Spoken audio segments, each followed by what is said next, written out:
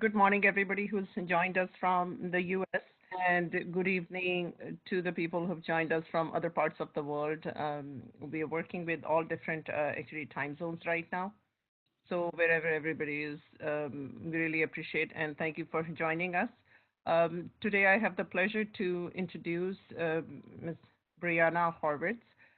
She's one of our actually faculty member here, and today she's going to be actually covering a really important, topic, which is what is the process, of applying to the colleges, including the private Ivy Leagues, the state colleges, and as well as the UC system in the state of California. Since we are based out of California, so her focus is going to be on California as well as different parts of the U.S. Uh, so over to you, Brianna. Welcome. Thank you so much, Usma. Can you hear me? Yes, we can. Great. Well, thank you. I just wanted to thank you and all of the amazing iCoachU team for hosting this webinar and doing everything that you did to make this possible. It's such an honor to be speaking with you all today. After I do my webinar, I would encourage everybody to go to the iCoachU.us website and look through all of their awesome learning and educational resources for applying to college and taking the SAT. They have a lot of really great stuff, so definitely check that out. All right, let's get started. Okay, so let's just do a quick overview of what I'm going to be focusing on today. I'm going to start by talking about just generally what U.S. colleges are out there. There's such a large variety of different schools with different requirements in terms of how stringent the requirements are, so we're just going to go through that very generally. I'm going to talk about three big components of the application. These are not the only components, but three very big ones that are important to do well on for getting successfully into many of the U.S. schools, including the SAT, personal statement, and GPA. And what I'm going to be talking about is what these things are, what colleges are looking for, some general tips on how to approach doing well at these three elements, and then what I and iCoachU can do to help you bring out your absolute best in these three components. And finally, I'll be talking about financial aid, so how to pay for college, and specifically what I'll be focusing on are scholarships. So let's go ahead and get started. So what colleges are there anyways out there in the U.S.? Well, there is a huge variety, which is great because that gives you a lot of choice in terms of where you want to live geographically, what you want to study, the prestige of the school, and lots of other factors. So let's start out with the Ivy Leagues, because the Ivy Leagues are seen as, when we hear Ivy League, we think elitism, we think top academic ranking, very difficult to get in, very competitive, and just the best of the best. Three examples of Ivy League schools are Yale, Harvard, and Princeton, and Ivy Leagues tend to be on the more expensive side and very in smaller classes and very academically focused, and so and with very strict application requirements. There are private schools in general, which is an absolutely heterogeneous, varied group of schools all over the country. Private schools also tend to be more expensive, tend to have smaller class sizes, although this is not the same for every school, but just generally speaking, these are your schools like Duke, Stanford, University of South Carolina. You'll notice Stanford is not actually considered an Ivy League because it's not in the northeastern part of the United States. It's in beautiful California, but it is just as competitive to get into as an Ivy League, and very, very prestigious. There are also a number of amazing public schools in the U.S. These tend to be state-funded schools with larger classes, but still really, really great schools. And just like the private schools, there's a huge variation in terms of where these schools are located, what they have to offer, size, and all of that. They can be anything from small liberal arts colleges to huge universities. University of Virginia and University of Michigan are two samples of top public schools. And again, these schools will have competitive application requirements. And so when you're figuring out the schools that you're interested in going to, it's always good to check out the actual school's website and see what their application requirements are. We're also going to focus on some the California-based school system.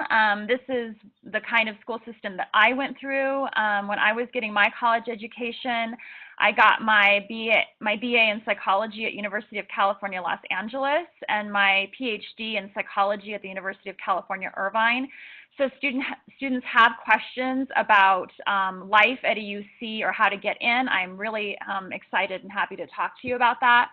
The University of California school system is a collection of schools across the state of California that are like the top in research. A number of Nobel Prizes have come out of the UC system for researchers and professors.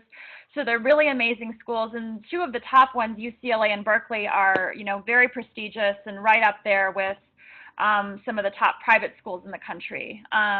So UC system is a great thing to be a part of for your education. In tandem with the UC system is the Cal State system, and the Cal State system is a number of series of schools that are called the Cal States. For example, Cal State Los Angeles, Cal State Fullerton, where I was a professor for a while until I branched out on my own and started working with students one-on-one more. So I can also talk to you about the Cal States as well if there's questions. The Cal States are slightly less competitive in terms of getting in as a new college student than the UCs or some of the top Ivy League schools are, but I can tell you from working in a Cal State, they are very excellent schools with top professors. Classes tend to be fairly small depending upon the class and the major, and so a Cal State education is another wonderful way to go, especially if it starts to seem like as you go through this whole process that an Ivy League or a top school is like slightly out of reach. The Cal State can be a great way to go, and plus you get to live in beautiful sunny California, which is never a bad thing. So many of the private schools and some of the public schools, but this is more private schools, I think it's at least 600 of them, can be applied to with what's called the Common App, which many of you may know about or are starting to learn about as you start this whole application process.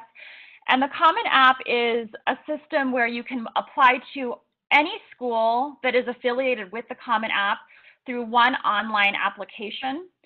You fill out a general application with Common App, and they'll ask you a series of questions that you have to fill out, some of them very basic, some of them more specific about you as an individual.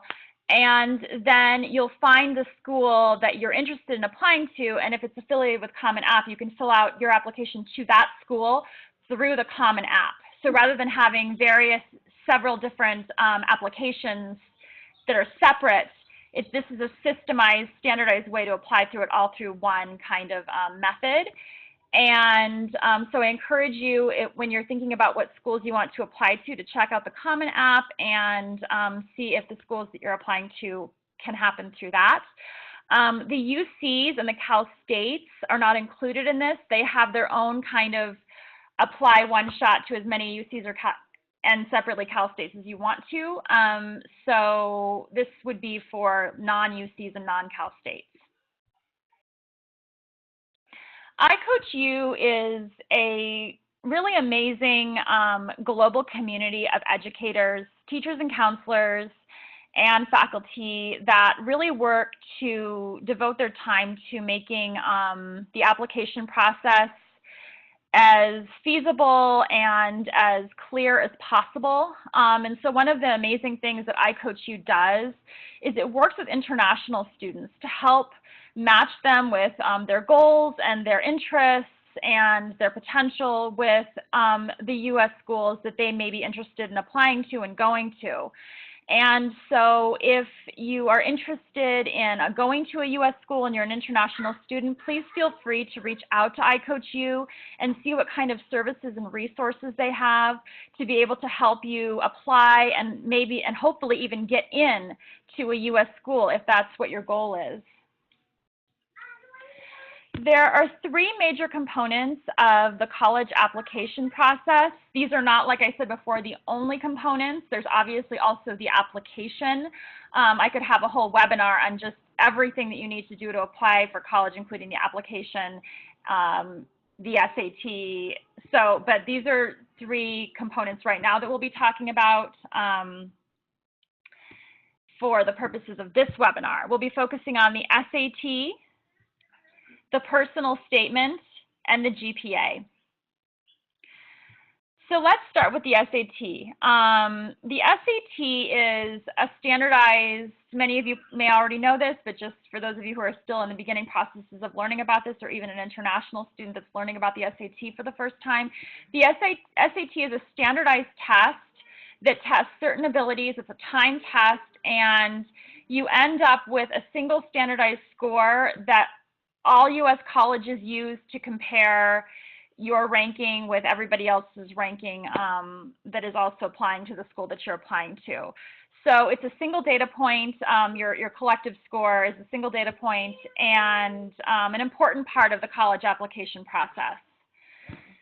There have been a lot of changes to the SAT since the 1990s. The test has gone through a lot of changes. I'm not going to go through all of the changes that has happened since the 1990s.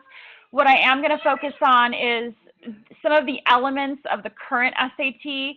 People still call it the new SAT, but I feel like it's been around for 2 years. So I like to call it the current SAT because who knows if it's going to be the new SAT in 5 years from now. So right now we'll call it the current SAT, like when you're taking the test, which you'll be needing to prepare for. So one of the things that is on the current SAT that's different from the past is that the reading and the writing sections are now one section. In the prior SAT, they were separate sections, so you had 3 different sections. Now the reading and the writing have been aggregated into one section.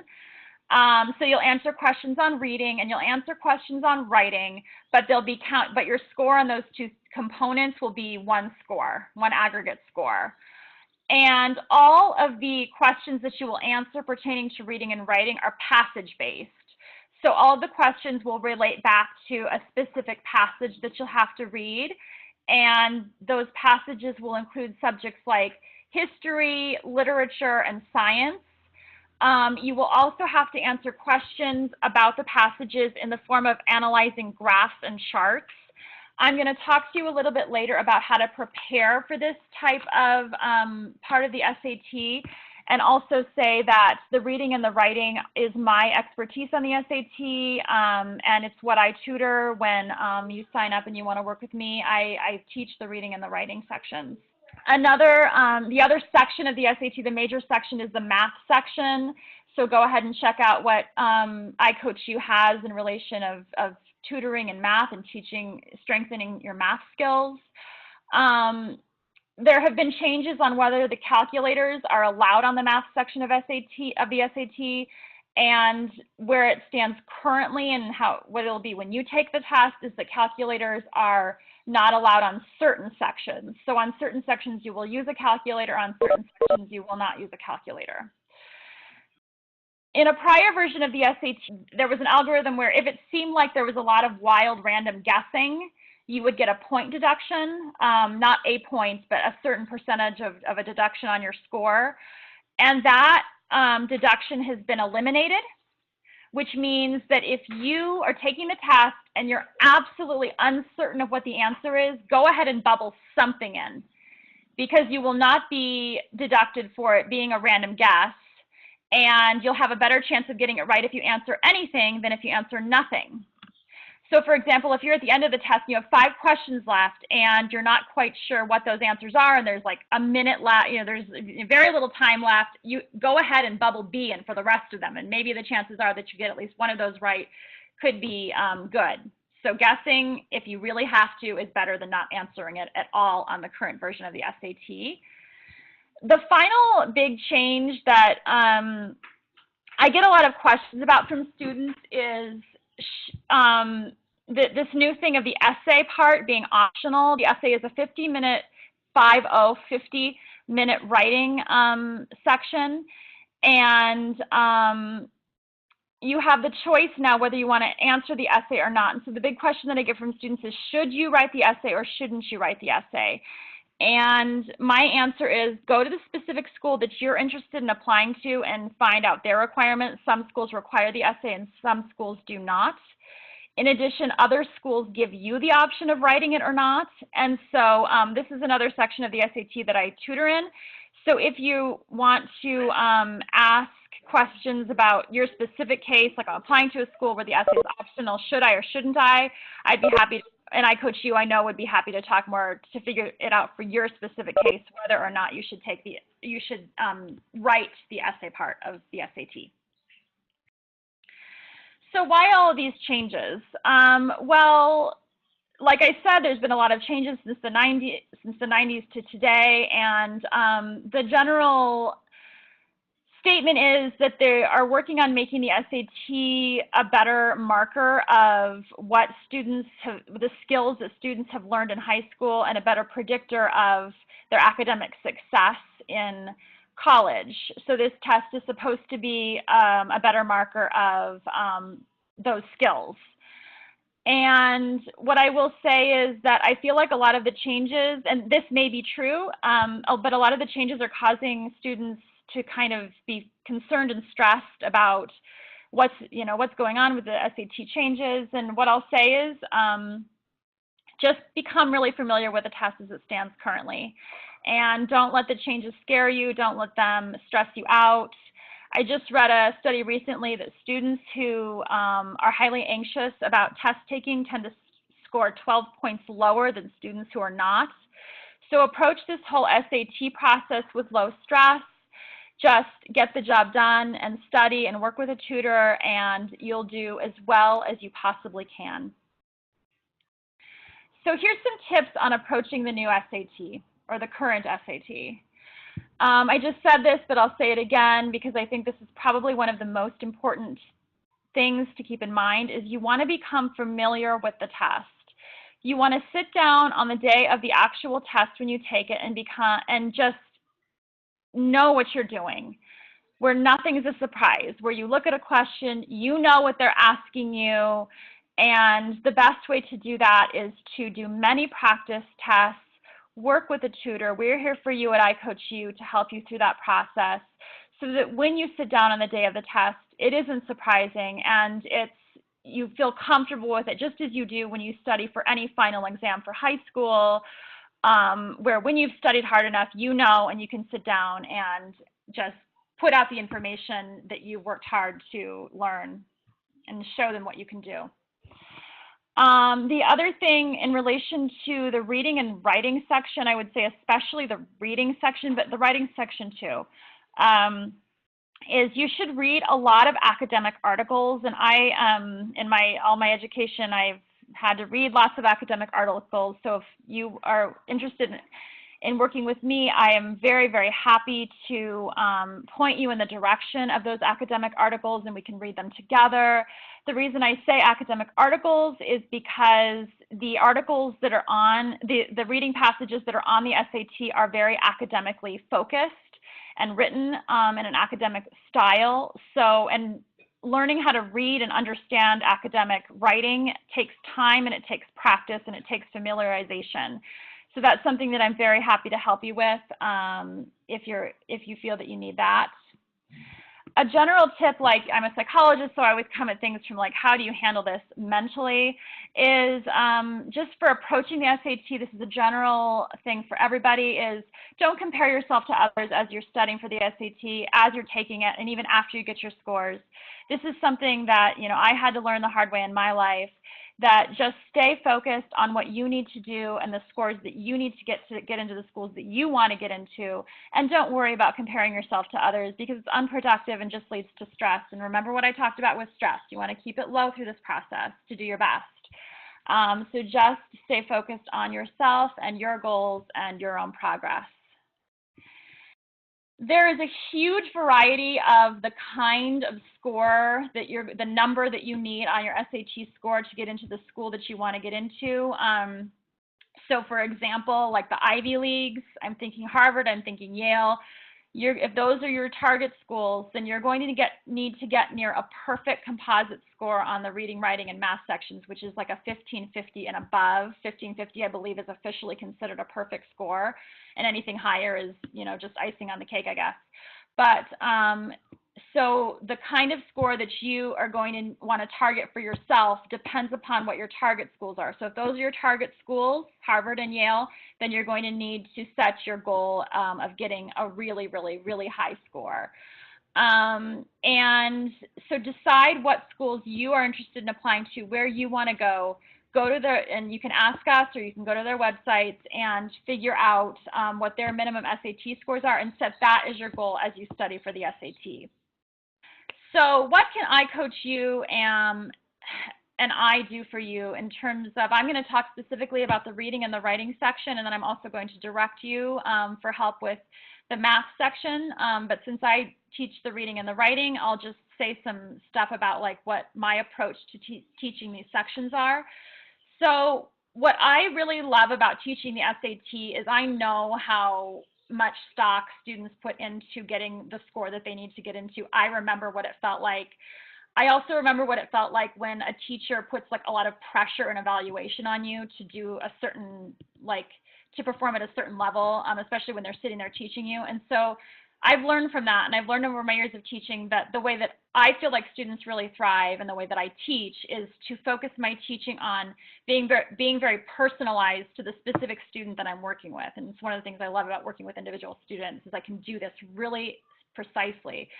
I tailor my teaching to the specific needs and speed and goals of each particular student, and I tend to err on the side of being very supportive and encouraging while still being constructive in my teaching style. So that's what you'll get with me and probably all of the iCoachU teachers. Again, I really come at this model of helping you optimize your score by helping you to keep your stress low. I guess that probably is influenced a bit by my psychology background. I feel that when students approach the SAT with a clear mind and low stress, they tend to do the absolute best that they are capable of doing. In terms of specifically, I'm going to break down a little bit now the reading and the writing passages. Again, it's one section, but it's two components, the reading and the writing. The reading, the way that I teach students, and different people have different approaches to this, but I teach students to read the passage, and I teach them how to do it and how to understand it quickly. Because I find that if you understand the passage in its totality, and learning to do that takes time and it takes practice and working with someone, the questions are actually fairly easy to get to pretty fast. So it's okay to take some time to read the passage and really understand it, and then you can just pop the questions up 1, 2, 3. And the charts and the graphs are, I go through that too. They're usually bar charts, and they relate back to, like, let's say a science passage as a graphical evidence of something the science passage is saying. I will also teach you how to break down those graphs and bar charts so that those questions, when you're taking the test, feel fairly easy and rote. The writing section, what I teach is that you don't necessarily need to sit down and waste your time reading the whole passage right away. The writing section tends to be grammar-based. They'll ask you grammar questions. They'll ask you grammar questions within the context of the writing passage. And so what I say for the writing section is read what you need. So if there's like a little grammar rule that they want you to show that you understand within the context of a paragraph, just read that paragraph. You don't need to read the whole passage, or just read what you need to read to be able to understand the question in its totality. With the grammar and the writing, it's really important to go into it looking at a question, knowing what you're seeing in front of you, and that's something I'll help students with too. So if you see a question that's a subject-verb agreement question, subject being the noun doing the action and the verb being the action, that you can look at a question and you can say, that's subject-verb agreement, and you immediately know what they're looking for. You immediately know what you have to do to be able to answer it correctly. Oops. Okay.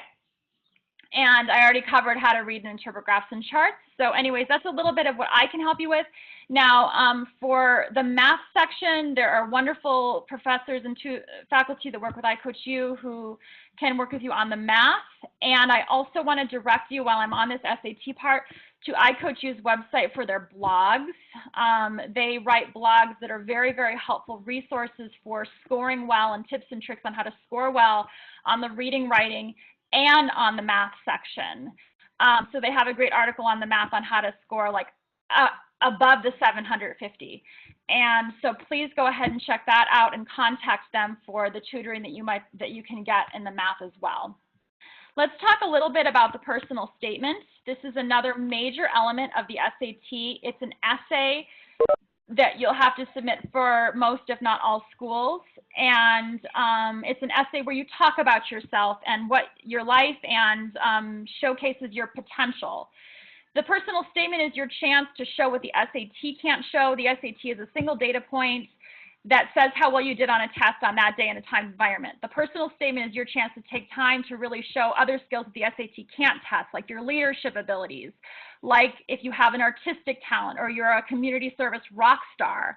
This is your chance to show them that you're a well-rounded, talented human being with potential, and the SAT just can't show that. So the personal statement is another really important element that gives a more like varied amount of information about you. So the personal statement, like I just said, is this essay that you have to write for most, if not all, college applications. It's a short statement of approximately 250 to 650 words. So at the absolute most, it's like a page and a half, which sounds good because, okay, you don't have to write a lot, but the trick is that writing a lot about yourself in a few amount of words can actually be very tricky, and takes practice to learn how to do that well, where every single word in the statement has meaning and has impact. And so the personal statement, and this is another thing that I really like working with students on. I've had lots of experience publishing papers over the years and mentoring students in writing. And so if the personal statement is something that you're thinking about working on, or you're working on it now and you need some help editing your statement, feel free to contact iCoachU and see what I or other faculty that are working with iCoachU can help out with. There's a prompt that will come with the personal statement. By the prompt, I mean this little statement that they'll give you something to write about. So like a prompt could be like, everyone has a unique background. Tell us something about your background, or what is a personal challenge that you've been through in your life? And there'll be different prompts. You'll usually get to choose, I think, between like 2 to 3 different ones. And I find that students will often want to write about a statement about their background, but they'll shy away from it because they'll think, well, a lot of students are going to write about that, so I don't want to write what everybody else is writing about. My general piece of information for choosing the prompt that you want to write about is just choose whatever you connect with, and whatever, like, you read it and you immediately feel like your heart pound a little bit. Whatever seems like you could write about it with passion. Whatever prompt you can write about with passion, you should write about, because even if everybody else is writing that prompt, your passion will come through and you'll stand out in that way. The personal statement is often something, and I remember feeling this way when I was writing mine, applying for college, is something that often frustrates and distresses students. Because of the fact that it is so important to get so much great stuff about you and your uniqueness in a very little amount of words. And so again, like with the SAT, I say approach it with low stress, just focus on starting it and creating several drafts. Give yourself time. You have to go through a lot of editing to get it to the polished end that is of a really impactful and impressive personal statement. So by giving yourself time and approaching it with low stress, you will optimize your ability to create a shining personal statement. The other thing that's really important about writing a personal statement is getting feedback from a professional. So this is the last point on this slide. I've pretty much covered everything on this slide, so I'll just go to the last point here. Get feedback from somebody who knows how to write short, impactful statements. I think this is really important Obviously, it's your words and your style, but a professional, and I'm very happy to help anyone who feels that they need that help. A professional can point out where certain statements in your personal statement are unclear, or whether you need to expand more or sharpen or reorder the structure. That's what a professional teacher can do. If you have an interest or a need in this kind of help, I'm very happy to help out, as I mentioned. What I would help you do if you are interested or need this kind of service is I would help you develop your idea. So you'll come to me and you'll say, this is generally what I'm thinking, and I can help bring out more by talking to you, help to crystallize your thoughts so that they're much easier to get down on through your fingers onto the computer screen. I'll help you sharpen, clarify, and refine your writing through lots of editing. I'll help you repurpose your essays so that you're not writing 17 different essays for 17 different schools, so you can tailor basically the same essay to different applications if that's something that's necessary. I'll obviously proofread. This is especially important for international students and English as second language students. I'm very happy to proofread things like grammar and anything that's unclear so that you know that what you're turning in is polished and glowing. And my last big tip for the personal statement is just to start writing something.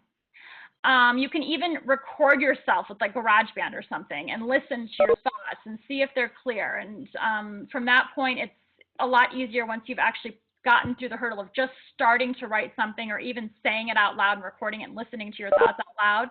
It's much easier to get the ball rolling, getting past that first hurdle. Okay. I'm going to breeze very quickly through the GPA because I really want to focus on scholarships. So I'm not going to spend too much time talking about GPA. If students have questions at the end about GPA, I'd be happy to answer them, but I just kind of want to just touch briefly on it.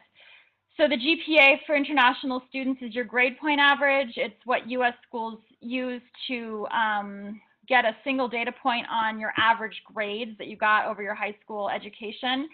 A 4 being like all A's, and then 3, 2, 1, and 0. A 0 would be all F's, but I'm sure most of you sitting here don't have to worry about that. And it's even possible if you take AP and honors classes to get above a 4.0 GPA. For the Ivy Leagues, I can pretty much say that a 3.9, which is basically just under a perfect score, is the minimum requirement.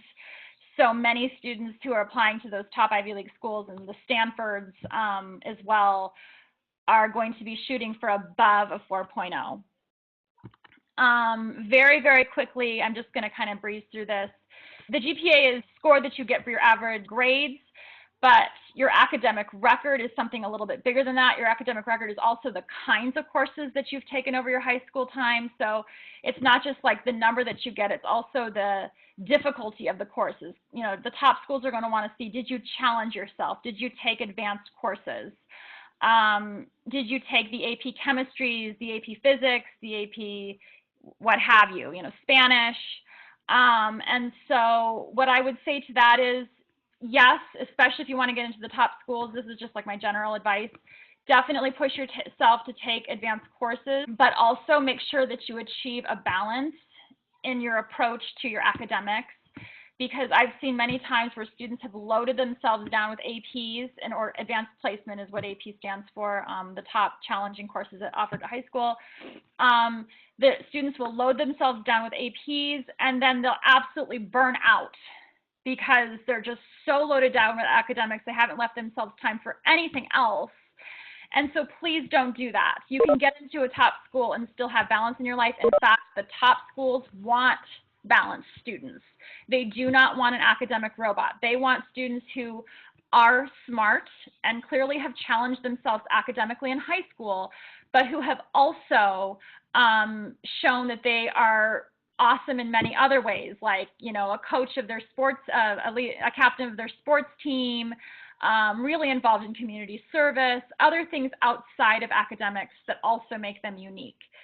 So make sure that when you're thinking about planning how you're going to look in terms of who you are as an applicant to college, that you're not just so bogged down with, oh my gosh, my academic record, my transcripts, and my SAT. Like, make sure that you really do achieve a balance and that you're more than just an academic robot, that you are a well-rounded person who has a lot to contribute in addition to your academics.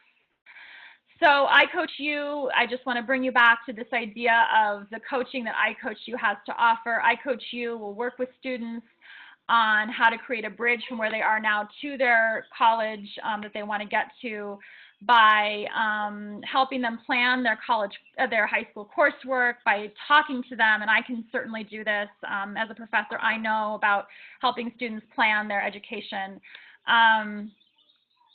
And, you know, really talk with you about, like, what courses should you take in your high school time or finishing up high school that will help you get to the college that you want to get into. For example, if you want to go to medical school, then it makes sense to make sure that you challenge yourself with a certain amount of, ultimately medical school, with a certain amount of, let's say, science courses. If you're thinking about going in more of like a writing direction, maybe you want to challenge yourself more with like AP English and Lit courses.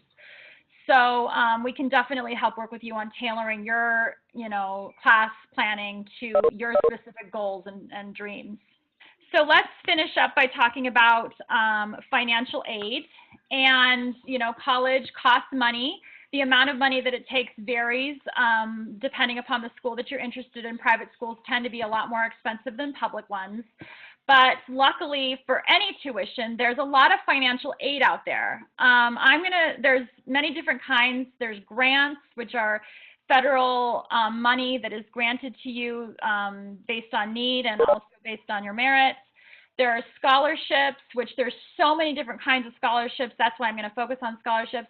Nice thing about grants and scholarships is you do not owe this money back. These things are gifts to you. So it's a really good idea to think about what kind of grants and scholarships you could potentially be eligible for.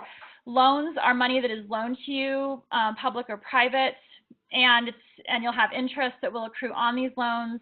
So this is money that you'll owe back, and so loans are available. But again, I want to talk about scholarships because those are gifts of money that you get to keep. There are also work-study programs. So if you're going to college and you want to get involved in work-study, this is where you do a job that is affiliated with your university or college. So for example, working in like the student center to help you pay for college. But let's focus specifically on scholarships. Scholarships, there are so many different types. I could spend an entire webinar just talking about scholarships. So if that's something in the future that students are interested in, I'd be very happy to do that. But let's just cover some brief basics about scholarships to get you started on your track to finding ones that suit you. So there are university scholarships that you get upon acceptance. Like, for example, when I was applying to college and I got accepted to USC, I got a scholarship upon acceptance. So I got my acceptance letter and an offer of a scholarship. And I didn't end up going to USC, but it was really nice that that was there. And lots of, especially like the private schools, they're aware that they're expensive, and USC is expensive. They will be aware of that, and they will have money available for certain students upon acceptance to that school. If you don't get a scholarship when you are starting out your college education, there are scholarship money available during your college education as well. So if you're in your college education and you're still looking for scholarships or you want more scholarship money, feel free to ask a faculty member whose class that you're taking, and let's say you want to work with him or her on some research. You two can apply to scholarship money together to help fund that work. So you can ask me more about that at the end too of the talk. But that's another great way, like if you want to add more money to your to paying off your tuition, or just giving yourself a little pocket of money for the work that you're doing. That's another great approach. In addition to university scholarships, there's private scholarships, and these scholarships vary widely from really large scholarships like the QuestBridge Scholarship, which I think they give you something like $200,000, and you get a scholarship like that and you're set. And so definitely, like, if you're interested in figuring out what scholarships work for you, please feel free to ask us, or talk with us about finding scholarships that are right for you. The thing about really large scholarships is because they are so awesome with how much money they give you, they are also extremely competitive. So if you have your eye on applying for a large scholarship, like the Coca-Cola scholarship is another one, the Questbridge, like I mentioned, then you definitely want to make sure that you have a strong application that's competitive. And again, scholarship applications are something that I, at least through iCoachU, am very, very happy to help put together with you to make sure that your scholarship application shines. There are also small or local scholarships, and there's a lot of these as well. These scholarships really can run the gamut from scholarships that are available through, let's say, your parents' work institution. I know when I got into college, I got like a little small scholarship through my dad's work that I didn't even know was available for the students of the people that worked at his company, but that was a pretty exciting surprise. There are small scholarships all over the place, like you may, find one in your local newspaper. There may be one through your religious institution if you're affiliated with a particular religion. So with these smaller local scholarships, keep your eyes out. Ask us what's available. We have lists too. And also, if you're not sure and you're affiliated with a certain institution, like a certain community service group or whatever, ask them, because it can never hurt to ask, and the worst thing they can do is say no. And if there is a little scholarship money that they've got or that you can apply for, then that's awesome. Small and local scholarships tend to be less well-known, so they tend to be less competitive. And while they may offer less money, any one particular scholarship, you can accrue maybe a few various different small scholarships, and that money can add up. So my general piece of advice is apply to a variety and see what falls in your lap. Okay, I just want to very briefly touch on the last things that I wanted to say. I'm just going to summarize this slide very quickly because we're coming to the end of the talking time here. You definitely want to make sure that you have, there's going to be an essay that's going to come with your scholarship application. They're going to more than likely ask for an essay. So this is something else that I am very happy through iCoachU to help students with, to make sure that your essay is clear, convincing, and compelling. Because just like the personal statement, this is your chance through writing to show the scholarship committee how special you are and how unique and how much potential you have. So definitely get your mindset to, if you're interested in applying for scholarships, to be writing an essay that's geared towards your scholarship applications. Again, just like with the personal statement, I'm very happy to help students edit and polish their not only personal statement, but there's often a resume that will also come along with a scholarship application. So making sure your resume is tight and cohesive and really showcases you and your potential and your background. I'll help you plan and organize your applications by creating things like Excel matrices in terms of like what the scholarship is, what the requirements are, and when the deadlines are, because that can all get very big very quickly. And so by keeping things organized, and I can certainly help you do that, it keeps everything manageable and makes sure that you get everything in on time. I can absolutely, through iCoachU, help you find scholarships that are suitable for you and your goals and your needs. And like my ultimate goal would be to help you turn in a scholarship application that helps showcase your unique factor, which is what scholarship committees are looking for. They want to fund students who are unique and have a lot of potential to shine.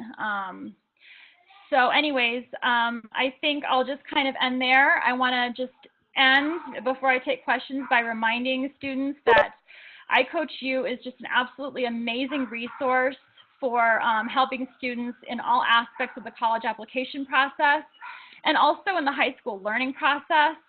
iCoachU helps students in science and math and so much. So please, please, please check out their website and like them on Facebook. You can even sign up for their newsletter. Thank you so much for listening to my talk.